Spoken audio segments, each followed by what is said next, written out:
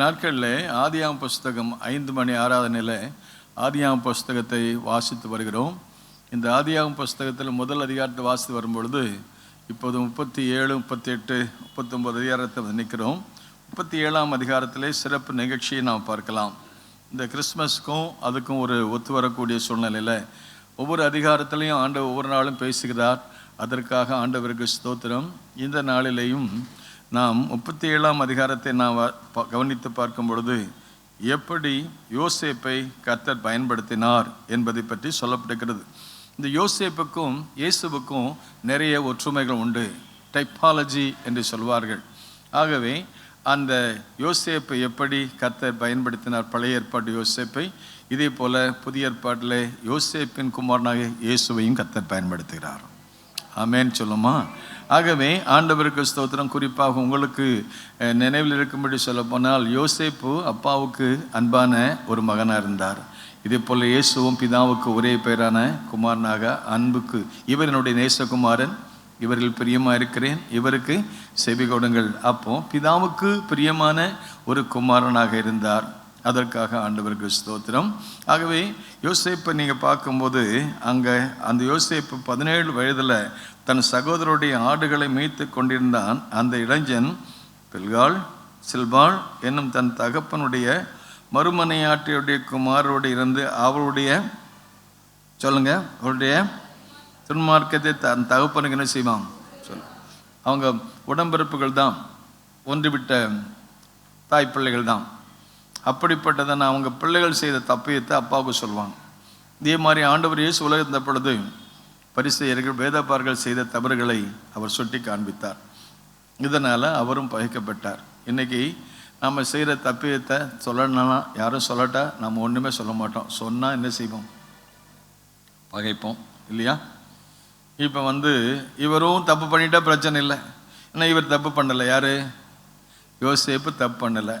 இப்போ நீங்களும் நம்ம விசுவாசிகள் இருக்கீங்க, சபையில் இருக்கீங்க, நீங்கள் ரட்சிக்கப்பட்டிருக்கீங்க, ஞானஸ்நானத்துக்கு அபிஷேகம் பெற்றுருக்கீங்க, நீங்கள் அரசு அலுவலில் பணி செய்கிறீங்க. பணி செய்யும்போது உங்கள் கூட இருக்கிறவங்க லஞ்சம் வாங்குவாங்க. நீங்கள் என்ன செய்ய மாட்டீங்க? எப்படியோ யோசேப்பு தன் சகோதரர் செய்த தவறுகளை என்ன செஞ்சார்? அப்பன்னு சொல்லி வந்தார். அப்படி சொன்னது மட்டும் இல்லை, ஆகவே இதனால் சகோதரர் பகைத்தான். யோசேப்பு அப்பாவிடத்தில் அன்பாக இருந்தாலும் அப்பா என்ன செய்ய மேலே அன்பு வச்சதுனால அவருக்கு நல்ல அருமையான கலராக இருக்கிற என்ன கொடுத்தாராம்? பலவரன் அங்கேயே கொடுத்தாரு. அன்பு வெளிப்படுது. அன்பாக இருக்கிறது. நீங்கள் எங்கள் மேலே அன்பாக வச்சு உங்கள் வீட்டில் நல்ல சீனி போட்டு கொடுக்கீங்களா? காப்பி அல்லேலூயா சொல்லுமோ. ஸோ எப்படியோ ஆண்டவருக்கு அன்பாக இருந்த அந்த யோசேப்பு ஆண்டவருக்கும் அன்பாக இருந்தார், அப்பாவுக்கு அன்பாக இருந்தாலும் பலவரன் அங்கே கொடுத்தாரு. சகோதரர் செய்கிற தவறுகள்லாம் சுட்டி காண்பித்தார். இதனால் பகைத்தான். ஆகவே வேதம் சொல்லுகிற பாருங்க 4ஆம் வசனம், அவனுடைய சகோதரர் எல்லாரிலும் தங்கள் தகப்பன் அதிகமாக நேசிக்கிற சகோதரர் கண்ட போது அவனை என்ன செய்தார்கள்? பட்சமாய் பேசாமல் அவனை நேசிச்சாங்க. நம்ம ஆண்டவருக்கு பிரியமாக இருக்கும்போது உலகம் நம்ம பகைக்க தான் செய்யும். தப்பு பண்ணுறவங்க நம்ம பகையத்தை தான் சொல்லுவாங்க. ஆனால் நாம் உண்மையாக இருக்கும்போது பகைமை வரதான் செய்யும். அதை நாம் சந்திச்சே ஆகணும். இல்லைன்னா நம்ம உண்மையாக இருக்க முடியாது. நம்ம அப்போ நாமும் அவங்கள மாதிரி தப்பு பண்ணணும். நாம் அவங்கள மாதிரி தப்பு பண்ண முடியாது. நம்ம மனசாட்சி ஒத்துக்கிடாது. ஆண்டவர் அதை அனுமதிக்கிறது கிடையாது. அப்படிப்பட்ட சொல்ல பகைத்தார்கள், அதிகமாய் பகைத்தார்கள் சொல்லு. ஸோ அது மட்டும் இல்லை, அடுத்து அவர் பார்க்குறாரு பாருங்க, சொப்பனம் அவர் பார்க்குறாரு. என்ன சொப்பனம்? ஆகவே அவனுக்கு நல்ல சொப்பனம் எதிர்கால திட்டங்களை நமக்கு காண்பிக்கும். நல்ல சொப்பனங்கள். அல்லேலூயா சொல்லுமா? நானும் 17 வயசில் யோசேப்பு கண்ட சொப்பனம் மாதிரி 17 வயசில் ஆண்டவர் எனக்கு சொப்பனம் கொடுத்தார். உன்னை உலகமெல்லாம் கொண்டு போகணும். அப்போ எனக்கு படிப்பு இல்லை, பணம் இல்லை, எதுவுமே எனக்கு கிடையாது. பட் தரிசனம் இருந்தது. அல்லேலூயா சொல்லுமா? ஆண்டவர் நம்ம கூட பேசணும். நமக்கு என்ன திட்டம் வச்சுக்கிறான்னு கேட்கணும். அதுக்காக நாம் கேட்கும்போது கர்த்தர் கொடுப்பார். இங்கே யோசேப்பு கண்ட சொப்பனம் முதல்ல என்ன சொப்பனம் பார்க்குறா பாருங்க. என்ன சொப்பனம்? வயலில் நல்ல கதிர்களை எல்லாம் அறுத்து அரிகளை கொண்டு என்ன செய்கிறாரு? நல்ல அந்த அரிகளை கட்டி கொண்டிருந்தோம். அப்பொழுது என்னுடைய அரிக்கட்டு நிமிர்ந்திருந்தது, மற்றவங்க அரிக்கட்டுலாம் என்ன செய்தது? அதை சுற்றி வணங்கிறது. ஸோ இவர் அரிக்கட்டு மட்டும் நல்ல உயரமாக இருக்குது, இப்படி நிற்குது, மற்றெல்லாம் படுத்து கிடக்கு. அல்லேலூயா சொல்லுங்க. அப்போ அப்போ அப்போ அவர் அவங்க சொன்ன உடனே அவங்களுக்கு என்ன சார் பாருங்க, அப்பொழுது அவன் சகோதரர் அவனை பார்த்து, எங்கள் மேல் நீ அதிகாரம் பண்றியா, எங்களை ஆளப் போகிறியா என்று சொல்லி அவனை அந்த சொப்பனத்து நிமித்தம் இன்னும் அதிகமாக பகைத்தார். ஏற்கனவே அவனை பிடிக்கல, நம்மளை ஒரு ஆள் பிடிக்கலாம், பிறகு என்ன சொல்லுவோம், ஆகாத மருமக, கால் பட்டா குட்டம், கைப்பட்டா குட்டம், என்ன பட்டா குட்டம். அதே மாதிரி அவன் பிடிக்கல, அவனை பார்க்க உடனே அவன் இன்னும் அதிகமாக பகைத்தார்கள். அவன் கண்ட சொப்பனம், யார் என்ன பகைத்தாலும் கர்த்தர் நம்ம கூட இருந்த, கர்த்தர் நம்முடைய பட்சத்திலிருந்து நமக்கு விரோதமாக இருப்பவன். ஸோ அவனுடைய அறிக்கட்டு நிற்குது, மற்ற அறிக்கட்டெலாம் இவனை வணங்குது. சரி, ஒரு சொப்பனமாக கண்டினா அடுத்த ஒரு சொப்பனம் பார்க்குறான், அடுத்த என்ன சொப்பனம் பார்க்குறோம், சூரியனும் சந்திரனும் நட்சத்திரங்கள்லாம் ஒன்று இன்னும் கொஞ்சம் கோவம் வரும். எரியிற தீல நம்ம ஆண்டவர் அப்படி செய்வார். சத்துருக்களுக்கு முன்பாக பந்தியை ஆயத்தப்படுத்தி அவன் தலையை எண்ணெயால் அபிஷேகம் பண்ணுவான். அவன் எவ்வளவு தான் கோவம் வரட்டுமே, எரிச்சல் வரட்டுமே, அத்தனைக்கு மத்தியிலையும் கர்த்தர் நம்ம கூட இருந்து நம்ம உயர்த்திட்டே இருப்பார். மேன் சொப்பனம் இவங்க அரிக்கட்டு நிற்கிறது, மற்றெல்லாம் படி பணிஞ்சு கிடக்குது, வணங்குது. அப்புறம் அடுத்த சொப்பனம் சூரியனும் சந்திரனும் வணங்குது, நட்சத்திரங்களும் வணங்குது. உடனே அதுக்கு இன்னும் அதிகமாக பகைச்சாங்க. உங்கள் அப்பாவும் அம்மாவும் உன்னை வணங்கணுமா, நட்சத்திரங்களாகி நாங்களும் உன்னை வணங்கணுமா அப்படின்னு சொல்லிட்டு இன்னும் அதிகமாக அங்கே பகைத்தார்கள். இப்படியெல்லாம் பகைத்தாலும் இந்த பகைமையின் மத்தியிலையும் கூட கர்த்தர் அவன் தலையை உயர்த்துறார். ஆண்டவரே உமக்கு தேவரீர், என் தலையை உயர்த்துகிறீர், எண்ணெயால் அபிஷேகம் பண்ணுகிறேன். ஆமென், ஆமென். ஆகவே ஆண்டவருக்கு ஸ்தோத்திரம். இப்படிப்பட்ட சூழ்நிலை பகைக்கிற மக்கள் மத்தியில், அந்த சகோதரன் மத்தியில் அப்பா அவனை கூப்பிட்டு சொல்கிறாரு, மனே நீ போய் அண்ணன்மாரெல்லாம் இப்போ ஆடு மேய்ச்சிருக்காங்க, போய் சாப்பாடு கொடுத்துட்டு வா அப்படின்னு சொல்லிட்டு அங்கே வாசித்து பார்க்கிறோம். 12ஆம் வசனம், சகோதரர் சீகேமிலே தகப்பனுடைய ஆடுகளை மேய்க்க போனார்கள். சிபேல் யோசேப்பை நோக்கி, அப்பா பிள்ளைகளை பார்த்து யோசேப்பை பார்த்து சொல்கிறாரு, உன் சகோதரர் சீகேமிலே ஆடுகளை மேய்க்கிறார்கள்லமா, உன்னை அவடத்துக்கு அனுப்புகிறேன் பா என்றான். அவனும் என்ன செய்கிறேன், ஆண்டவராகிய இயேசுவை பிதாவாகிய தேவன் அனுப்புகிறார். பூமிக்கு போங்க, உலகத்துக்கு போய் தேவன் தம்முடைய ஒரே பேரான குமாரனை விசுவாசிக்கிறேன் எவனோ அவன் கெட்டு போகாமல் நித்திய ஜீவனை அவரை தந்தருளினார், அவரை அனுப்பி வைத்தார். பிதாவாகிய தேவன் இயேசுவை அனுப்பி வைக்கிறார். எப்படி அன்றைக்கு யாக்கோபு என்ற பெயருடைய மறுபெயருடைய இஸ்ரவேல் அவன் சகோதரன் மத்தியில் யோசேப்பை அனுப்ப, நீ போய் அவர்களுக்கு சாப்பாடு கொடுமானே, அங்கே வனாந்தரத்தில் ஆடுகளை மேய்க்க அலைந்து திடுறாங்க, போய் உதவி செய்யுமானேன்னு சொல்லி அந்த பகைக்கிறவர்கள் மத்தியில், வெறுக்கிறவர்கள் மத்தியில் அவர் புறப்பட்டு போறியான்னு கேட்டப்போ, நானும் போகிறேன், யார் எனது காரியமாய் போவார், இதோ என்னை அனுப்பும். ஆண்டவராகிய இயேசு பிதாவுடைய சித்தத்தை செய்வதற்கு அவரும் தயாராக இருந்தார். ஆடுகளை எங்கே அனுப்புகிறாராம், ஓநாய்களுக்கு மத்தியில் அனுப்புற மாதிரி யோசேப்பை இந்த ஓநாய் கூட்டத்தின் மத்தியில் அவர் அனுப்பினார்.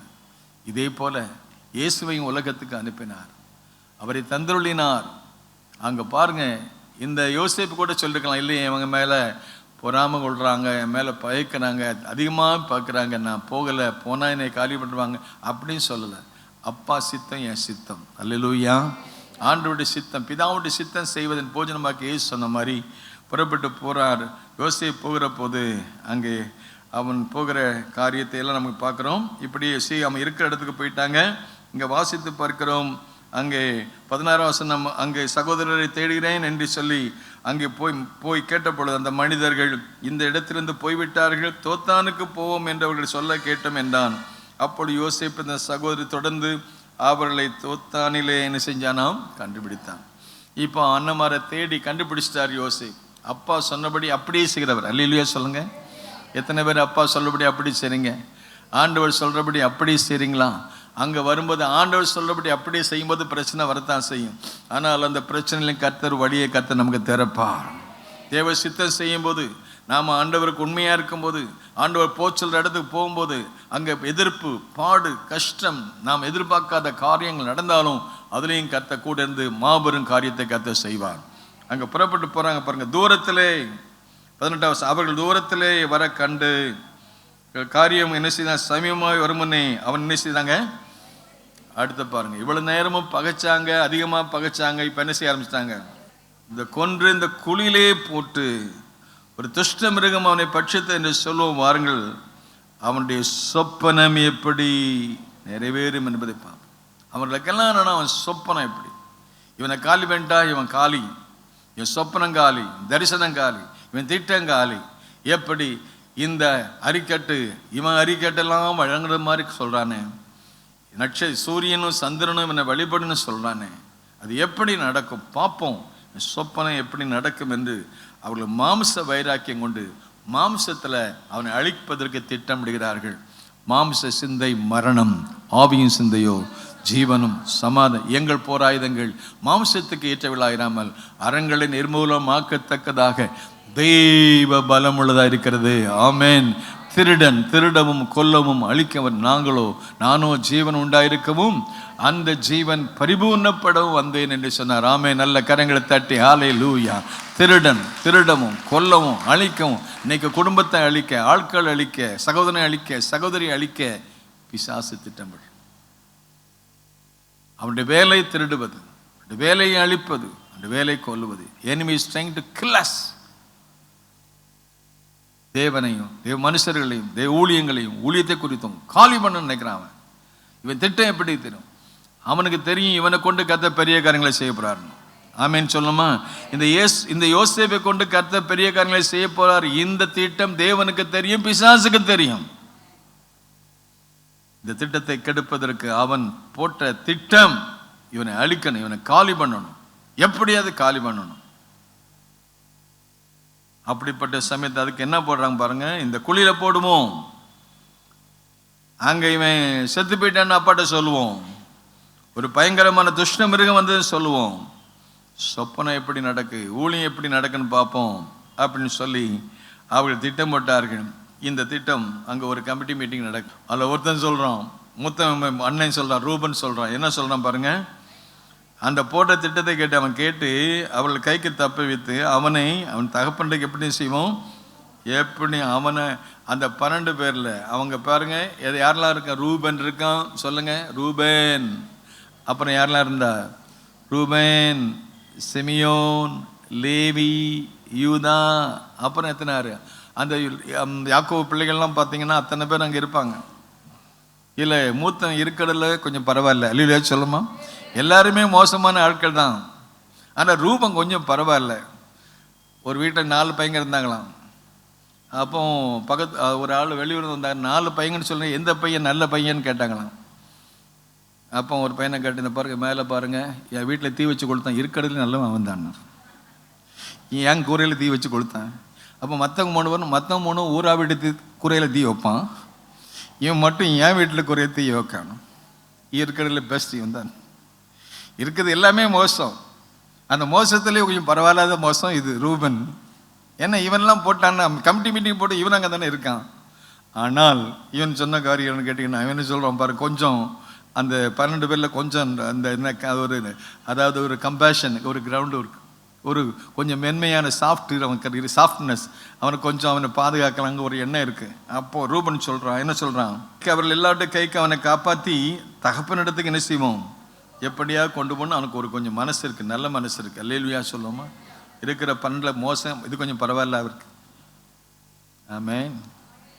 அடுத்த பாருங்க ரூபன். அப்புறம் அடுத்து அவளை பார்த்து கேட்குறான், அவனை கொல்ல வேண்டாம், நீங்கள் இந்த ரத்தம் சிந்தலாகாது, இந்த ரத்தத்தை சிந்தலாகாது, நீங்கள் அவன் மேல் கை வையாமல் அவனை என்ன செய்யுங்க, வனாந்திரத்தில் உள்ள இந்த குழியிலே போட்டு விடுங்கள் என்று சொல்லி அவனை காப்பாற்றுறதுக்கு ரூபன் அவளை பார்த்து சொன்னப்பா, அவனை கொல்ல வேண்டாம், அவனை எப்படியா பாதுகாப்போம், அந்த ரத்தப்பள்ளி நம்ம மேலே சுமரும். சரி, அந்த கான்ஸ்டன்ட். உடனே யோசேப்பு தன் சகோதரர்களை சேர்ந்த போது யோசேப்பு உடுத்தி கொண்டிருந்த பலவரனை அங்கி என்ன செய்தாங்க, அவனுக்கு எப்படி இயேசுநாதருடைய வஸ்திரத்தை கடத்துறாங்களோ அது மாதிரி கடத்துறாங்க. பின்பு அவர்கள் என்ன செய்தாங்க பாருங்க, அங்கே அவர்கள் என்ன செய்தாங்க, குழியில் அவனை போட்டார்கள். தண்ணி இல்லாத குழியாக இருந்தது. அந்த குழியில் போட்டு இவங்க என்ன செய்றாங்க பாருங்க, இவனெல்லாம் மனசாட்சி இல்லாதவங்க, அவனை தூக்கி குழியில் போட்டு என்ன செய்றாங்க, தண்ணி இல்லாத குழியில் போட்டு ஒரு தேவ மனுஷனுக்கும் உலக மனுஷனுக்கும் உள்ள வித்தியாசத்தை பாருங்க. இவன் தேவனுடையவன், தேவனுக்குரியவன். அப்போ அவனுக்கு என்னென்ன இடைஞ்சல் பண்ணுமோ அத்தனை பண்ணிட்டு இவங்க என்ஜாய் பண்ணுறான். வேதனை அனுபவிக்கான், துன்பத்தை அனுபவிக்கான், இவன் என்ஜாய் பண்ணுறான். இதுதான் உலகம். இயேசுவையும் சிலுவையில் அறிந்து அவருக்கு விரோதமாக செய்ய வேண்டிய செய்து அவர்கள் வாழ்க்கை அனுபவித்தார். இதே மாதிரி அவனை போட்டுட்டு அவர்கள் சாப்பிட போஜனம் பண்ண உட்கார்ந்தார்கள். அவர்கள் தன் கண்களை ஏறெடுக்கும் போது அங்கே இருந்து ஒரு கூட்டம் கிளையாத்திலிருந்து வருகிற இஸ்மவேலருடைய கூட்டத்தை கண்டார்கள். அவர்கள் எகிப்துக்கு போகும்படி கந்த வர்க்கங்களையும் பிசைந்த இலங்களையும் ஏற்றிக்கொண்டு போனா பார்க்குறோம். இப்போ அந்த ரூபனுக்கு அடுத்து இன்னொருத்தன் வரான், யூதா. அவன் சொல்றான் தன் சகோதரரை நோக்கி, நாம் நம்முடைய சகோதரனை கொன்று அவன் இந்த இரத்தத்தை மறைப்பதனால் லாபம் என்ன? அந்த 12 பேர்லையும் பரவாயில்லாத ஒன்று ரூபன் யூதா சொல்றான், இவனை கொன்றதுனால நமக்கு என்ன லாபம்? ஆகவே இவனை விற்று போடுவோம் என்று சொல்லி அவன் மேல் இறக்க வைத்து அவன் என்ன செய்தால் அவனை விற்று போட்டார்கள் என்று சொல்லி வாசித்து பார்க்கிறேன். எவ்வளவு காசுக்கு விற்று போட்டாங்க? 28ஆம் வசனம் வாசித்து பார்க்கும்போது 20 வெள்ளிக்காசு. ஆண்டவர் இயேசுவையும் எத்தனை வெள்ளிக்காசு? இயேசுவுக்கும் யோசேப்புக்கும் உள்ள சம்பந்தத்தை நாம் இங்கே பார்க்கிறோம். விற்று போட்டார்கள், காட்டி கொடுத்தார்கள். அற்பமான ஒரு காசுக்கு அற்புதமான ஒரு வாழ்க்கையை விற்று போட்டதை பார்க்குறோம். அப்படிப்பட்ட சமயத்தில் அடுத்து அவங்க செய்த காரியம் என்னவெல்ல, ரூபன் அந்த குழி இடத்துக்கு திரும்பி வந்த போது யோசேப்பு குழியில் என்னை கண்டு தன் வஸ்திரங்களை கிழித்து தன் சகோதரர் திரும்பி இளைஞலையே என்று சொல்லி, நான் எங்கே போவேன், அப்பாட்ட என்ன சொல்லுவேன்னு சொல்லி அவன் அபிதமாக அவன் கண் கலங்குகிறான். ஆனால் அதே வேளையிலே யோசேப்பின் அங்கியை எடுத்து வெள்ளாட்டு கடாவை அடித்து அதை என்ன செய்தார்கள், இரத்தத்திலே தோய்த்து பலவர்ண அங்கியை தன் தகப்பனத்துக்கு அனுப்பி, இதை நாங்கள் கண்டெடுத்தோம், இது உம்முடைய குமாரன் அங்கியோ அல்லவோ பாரும் என்று சொல்லி அவர்கள் தகப்பனிடத்தில் அந்த பலவர்ண அங்கியை ரத்தம் தோய்த்தத அந்த வஸ்திரத்தை கொண்டு காண்பித்த போது பார்க்கிறோம். 33ஆம் வசனம் எல்லா வாசம், யாக்கோபு அதை கண்டு ஒரு துஷ்ட மிருகம் அவனை பட்சித்தது போட்டது, யோசேப்பு பிறண்டு போனான் என்று சொல்லி புலம்பி தன் வஸ்திரங்களை கிழித்து தன் அருளை ரெட்டு கட்டிக்கொண்டு அநேக நாள் தன் குமாரனுக்கு அனுசிதான். ஒரே அன்பு வைத்த ஒரே குமாரன். அவனுக்கு ஏற்பட்டதான அந்த பெரிய அந்த கஷ்டத்தின் நஷ்டத்தையும் கண்டு, அவனுக்கு ஏற்பட்டதான வாழ்க்கையில முடிவை கண்டு அவன் அதிகமாக அங்கலாய்த்தான் என்று சொல்லி பார்க்கிறோம். அதை கண்டு, இது என் குமாரனுடைய அங்கிதான், துஷ்ட மிருகம் அவனை பட்சித்து போட்டது பெரு புலம்பி. ஒரு மனிதனுடைய வாழ்க்கையில் வேதனை வருவது புலம்பி. யாக்கோபுடையதான அவனுடைய யோசேப்பில் வைத்த அந்த அன்பை பாருங்களேன், புலம்பி. அப்புறம் வஸ்திரங்களை அவன் கிழித்து தன் அறையிலே கட்டிக்கொண்டு அநேக நாள் தன் குமாரனுக்காக துக்கம் கொண்டாடினான். அவனுடைய துக்கத்தை ஆற்றுவதற்கு எவ்வளவோ ஆறுதல் சொன்னாலும் 35ஆம் வசனம், அவனுடைய குமாரத்தைகள் எல்லாரும் ஆறுதல் சொல்ல வந்து நின்றார்கள். ஆனாலும் அவன் ஆறுதலுக்கு இடம் கொடாமல், நான் துக்கத்தோடு என் குமாரனிடத்தில் பாதாளத்துக்கு இறங்குவேன் என்றான். இவ்விதமாக அவனுடைய தகப்பன் அவனுக்காக என்ன செய்து கொண்டிருந்தான், அழுது கொண்டிருந்தான் என்று சொல்லி வாசித்து பார்க்கிறோம். 39ஆம் அதிகாரத்தில் மீண்டும் அவனுடைய வரலாறு துவங்குவதை பற்றி வாசித்து பார்க்கிறோம். வேதத்தில் பார்க்கும்போது 39ஆம் வசனத்தில் 2ஆம் வசனத்தில் கர்த்தர் யோசேப்போடு இருந்தார். எல்லாம் சொல்லுங்க ஆமேன்னு சொல்லுமா. குழியில் இருந்தார், வழியில் இருந்தார், சிறையில் இருந்தார். ஆண்டவருக்கு ஸ்தோத்திரம். எங்கே போனாலும் கர்த்தர் கூட இருந்தார். இன்னைக்கு உலகம் நம்ம தூக்கி குழியில போடட்டும், சிறையில் போடட்டும், நம்மை அடித்து கிழித்து போடட்டும், ஆனாலும் கர்த்தர் நம்முடைய கர்த்தர் நம்ம கூட இருப்போம். ஏனால் கர்த்தர் நமக்காக யாவையும் செய்து முடிப்பார். கர்த்தர் யோசேப்போடு இருந்தார். அல்லேலூயா சொல்லுமா. அவன் பாவம் செய்யக்கூடிய சூழ்நிலை வந்து, நான் இவ்வளவு பெரிய பாவத்தை எப்படி செய்வேன், என் தேவனுக்கு விரோதமாக நான் எப்படி பொல்லாங்கு செய்வேன் என்று ஓடினான். ஆண்டவருக்கு ஸ்தோத்திரம். சிறையிலே போட்டார்கள். கர்த்தர் கூட இருந்தபடினால அவன் எகிப்திற்கு அதிபதியாய் மாறினான். அவனை பற்றி சொல்லும்போது, ஜீவரட்சண்யம் அருளும்படி தேவன் என்னை இங்கே கொண்டு வந்தார். ஆண்டவருக்கு ஸ்தோத்திரம்.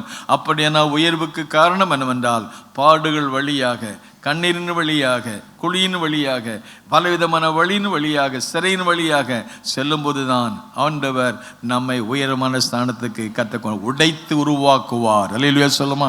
உடனே உயர்வு வந்து விடாது, உடனே நமக்கு ப்ரமோஷன் வந்து விடாது, உடனே நமக்கு ஜெயம் வந்து விடாது.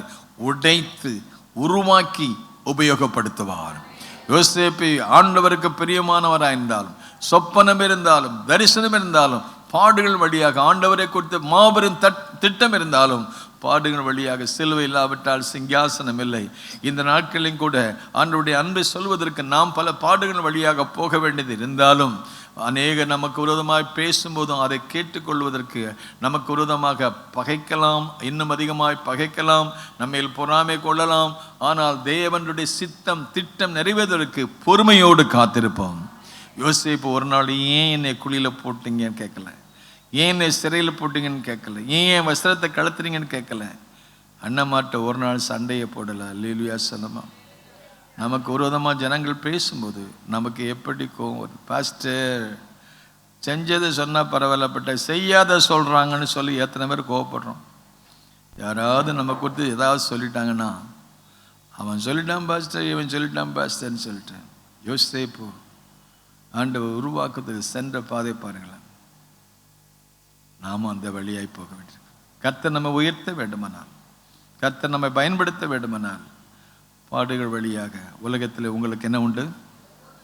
திடன் கொள்ளுங்கள், நான் உலகத்தில் ஜெயம் கொடுக்கிற தேவன் நம்ம கூட இருக்கிறார். அல்லேலூயா. நம்முடைய கர்த்தராகிய இயேசுவின் நாமத்தில் நமக்கு ஜெயம் கொடுக்கிற தேவனுக்கு ஸ்தோத்திரம். ஆமென். அல்லேலூயா. யோபு உத்தம சன்மார்க்க தேவனுக்கு பயந்தவன், பொல்லாப்பு கொள்ளுகிற மனுஷன்.